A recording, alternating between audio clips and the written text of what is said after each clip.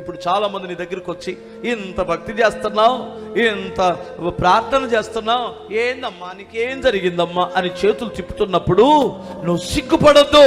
నువ్వు దేవుని సన్నిధికి వచ్చినప్పుడు నీ ప్రతిఫలం ఊరికినే పోతుందా? నువ్వు పడుతున్న ప్రయాస వేస్ట్గా పోతుంది అనుకున్నావా?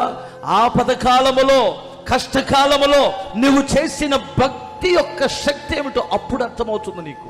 నీవు దేవుని కొరకు ఎంత కష్టపడ్డావో, దేవుని కొరకు నువ్వు చేసిన భక్తి, ఆ యథార్థత ఇప్పుడు కాదు నీకు కనపడేది.